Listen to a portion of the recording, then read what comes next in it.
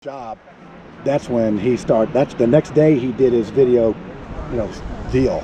No way.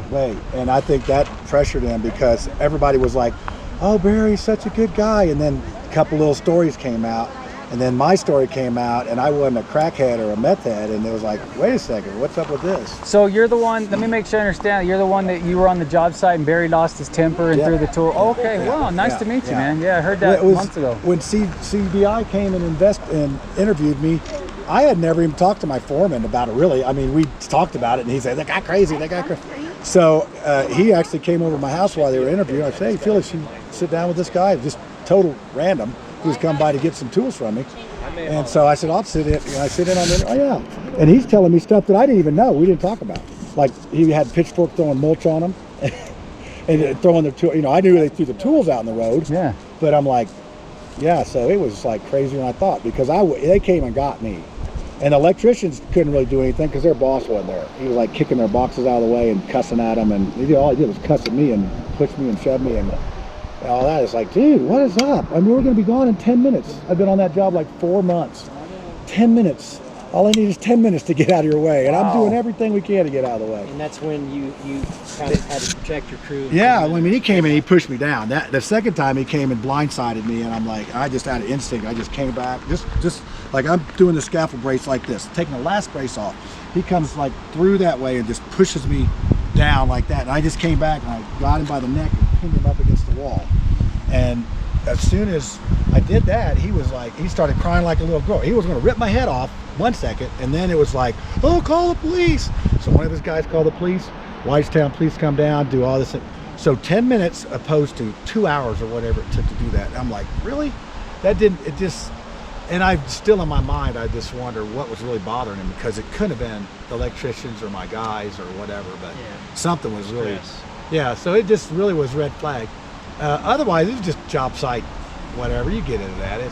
This was way more than that. So it just was one of those things when I saw that online story, and I said, please don't be Barry, please don't be. And I clicked and I saw Barry. I'm like, it's like that's no good.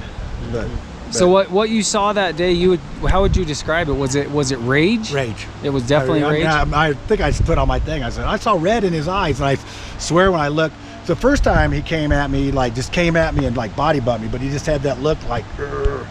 The second time I didn't see him because he blindsided me, and then after that I thought I would see him again when they charged us with stuff. So the state charged us, but he wanted me to go to jail, so he lied to the police and said I punched him. I said, dude, I didn't punch you. I said, come on. So you should see the pattern on that smaller scale, and then when you get to a grander scale, you can see why we're here right now. Wow, so that's interesting, man. It's nice to meet you. I saw your video months ago. Yeah, I know. I never thought I'd run into you. It's crazy. And you got the same thing when you did your video. It's like, what's the deal with all these people that are I'm just telling my story. Starting to come out. I got dragged into this.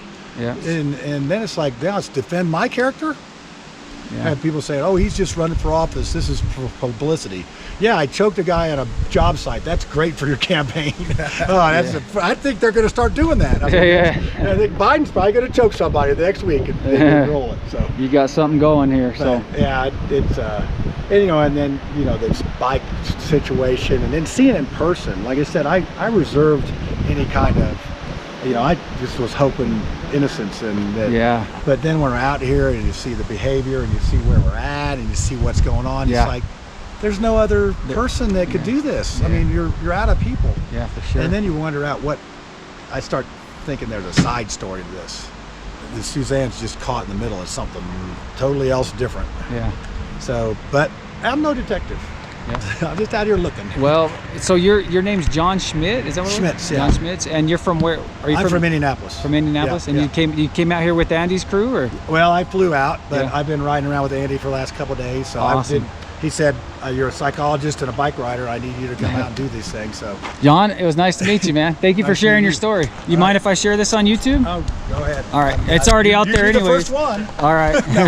At least Plunder didn't ask about sharing my stuff, and there was one that was in a private message group. Oh, we're private. Nothing ever goes out. And then next thing I see it on Plunder, I said, well, she's in the group. Well, she's in the group, so I know her name now. I sent her a little message and say, I don't care, but just let me know. Yeah, Plunder's a good friend of mine. I don't think she did anything intentionally. No, she didn't. I hope not. And then she gave great. me Chris McDonald's. So I've talked to a lot Mike of people. and Chris. I've talked to people that know him, and I know somebody on the Mormon side from before this too.